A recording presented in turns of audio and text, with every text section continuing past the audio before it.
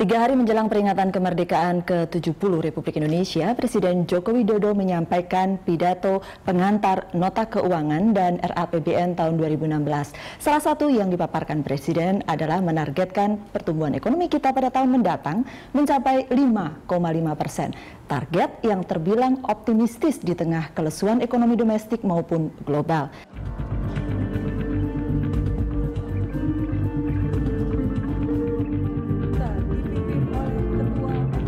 Pemerintah memancangkan target pertumbuhan ekonomi sebesar 5,5% dalam RAPBN tahun 2016. Lebih rendah dari target yang tercantum dalam APBN perubahan tahun 2015. Namun, masih lebih tinggi ketimbang target pertumbuhan ekonomi 2015 yang telah direvisi awal Juli lalu.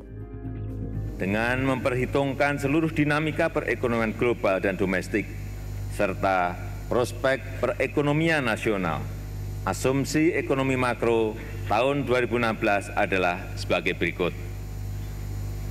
Pertama, pertumbuhan ekonomi tahun 2016 ditargetkan 5,5%. Kondisi ekonomi global diproyeksikan membaik sehingga kinerja ekspor, impor, serta permintaan global atas produk-produk Indonesia juga meningkat. Nilai tukar rupiah dipatok Rp13.400 per dolar Amerika. Lebih rendah jika dibandingkan APBN perubahan 2015 yang sebesar Rp12.500 per dolar Amerika. Rupiah belakangan melemah dan pernah menyentuh Rp13.800 per dolar Amerika saat Tiongkok mendevaluasi mata uangnya yuan. Inflasi yang ingin dicapai pemerintah 4,7%. Lebih rendah ketimbang target inflasi yang tercantum dalam APBN perubahan tahun 2015. Inflasi merupakan indikator ekonomi yang kerap menghantui masyarakat lantaran bisa memukul daya beli. Sepanjang Ramadan, pemerintah Jokowi JK mampu mengendalikan inflasi hingga harga barang dan jasa tidak terlalu bergejolak.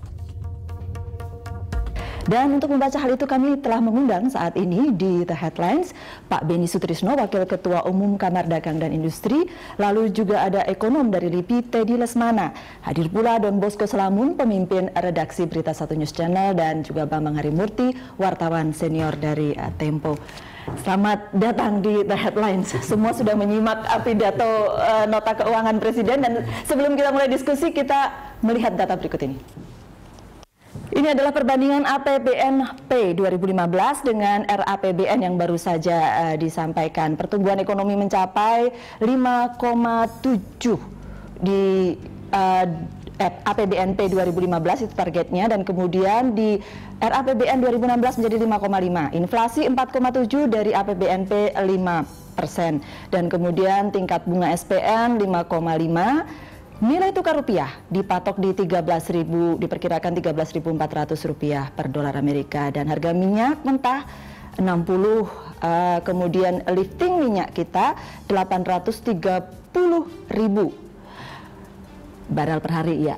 Lifting gas adalah 1.155 ya. Pertumbuhannya 5,5. Ini sebenarnya kalau dibandingkan dengan target APBNP ya sedikit turun gitu ya. Tetapi ini nyaris hampir semua orang mengatakan ini optimistis.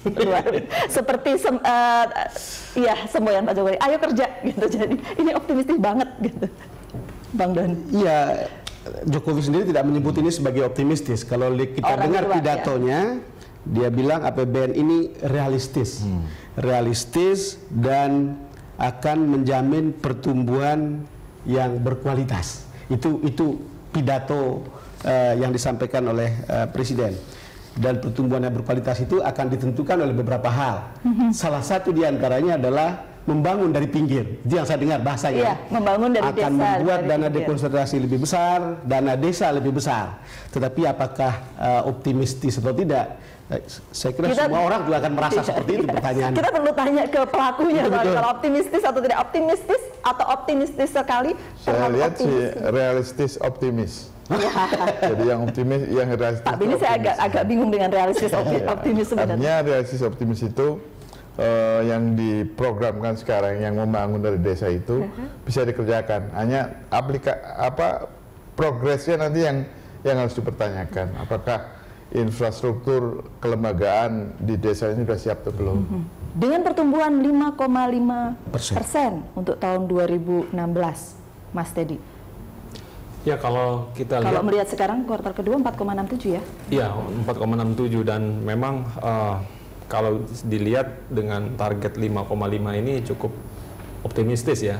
Tapi memang kami memandang itu masih baiklah untuk katakanlah memberikan signal positif ya untuk kita terus bergerak walaupun memang tidak mudah tantangannya ke depan. Realistis tidak ya? Dari sisi realistisnya memang kelihatannya kalau bisa dibilang ini akan tidak ringan ya, 5,5 ya. Untuk menjadikannya realistis ini berat banget gitu ya nampaknya ya. Mas PM, susah mengatakan bahwa itu. Kalau saya malah menganggap ini sudah mendekati batas tidak realistis, terlalu optimis. Terlalu ya. optimistis. Karena kalau saya lihat, apalagi ada Kenapa? ya pertama seluruh dunia sedang turun. Bahkan kita lihat di para analis dunia ada dua hal yang sangat kita khawatirkan. Pertama adalah bahwa rupiah ini akan menurun terus apapun yang kita lakukan ya. Bahkan perkiraan terakhir dari para analis di luar itu kan mungkin masih bisa melemah 30-50%. Jadi artinya kita bicara sekitar 17.000 mungkin ya rupiah itu. Jadi kalau kita ambilkan dengan 13.000 dikali 2. Pak ini soalnya langsung membayangkan kalau tapi kan kita ambil rata-rata ya. Jadi kalau di ujung sini 13.000, di ujung sini 17.000, kali 2 bagi 2 15.000 lah kira-kira. Jadi menurut saya lebih realistis mengambil 15.000 ketimbang 13.400. Tapi mungkin juga begini, itu tidak pemerintah tidak mau mendiscourage masyarakat untuk kemudian memberikan sinyal kekhawatiran yang terlalu berlebihan. Iya. Ya. Jangan begitu, sebetulnya angka 13.400 itu ya.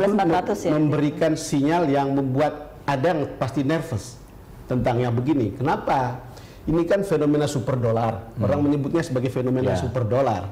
Dolar itu sangat perkasa dan banyak mata uang yang juga sudah terjungkal. Rupiah itu di tingkat medium karena ada yang lebih besar kan sebetulnya. Malaysia lebih lemah Malaysia lagi. lebih lemah, Brasil lebih lemah, dan rupiah termasuk di tingkat medium. Tetapi kan situasinya memang bukan saja soal melambat, tapi juga uncertainty kan. Ini yang menjadi repot untuk, kalau saya mengatakan apakah optimis atau susah sekali mengatakannya.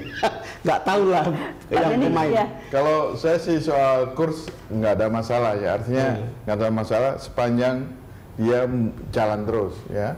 Kalau kita lihat Vietnam itu mungkin hampir 22.000 dong dari 15.000. Tapi dia terus jalan terus, ekspornya naik terus. Kita pun udah kalah di Vietnam dari sisi ekspor nilainya. Jadi divisanya dia tumbuk terus. Nah, mengenai soal kurs itu nanti akan mengejar dengan sendirinya. Pada saat dia divisanya mungkin tambah, mungkin lebih kuat. Kuat pun juga menakutkan juga, ekspornya pasti melambat gitu. Ya ekspor kita ya. Kalau terlalu kuat juga ekspornya melambat. Hanya memang harapan kita adalah domestik konsumsi inilah yang harus dipush. Karena nilai ekspor kita kan dari PDB hanya 23% kurang lebih. Artinya daya beli masyarakat memang harus diperkuat, Mas Teddy. Iya, memang konsumsi masih jadi andalan utama untuk mendorong pertumbuhan ekonomi kita ya. Tapi memang betul tadi seperti dikatakan Pak Beni, memang masih banyak persoalan struktural juga, fundamental kita. Dalam arti memang kita terus harus, kalau saya mengatakan pemerintah harus melakukan suatu afirmasi ya terhadap kebijakan ekonomi yang benar-benar firm. Karena memang hal ini sudah tidak bisa kita katakanlah tolerir lagi. Karena persoalannya kalau kita tidak mempunyai langkah yang afirmatif, tentu fenomena ini akan terus berulang. Ya, fenomena ketika ekonomi global lesu, kita akan terus terpengaruh ya, karena kita tidak punya fundamental yang cukup kuat. Dan kalau saya bisa katakan, seharusnya kita jujur mengakui bahwa memang fundamental ekonomi kita belum terlalu kuat. Ya, kalau kemudian anggaran dipatok seperti ini untuk tahun depan, bagaimana paling tidak kita mendekati target yang kita sebutkan sendiri? Kita akan bahas sesaat lagi ya. Kami akan kembali untuk Anda.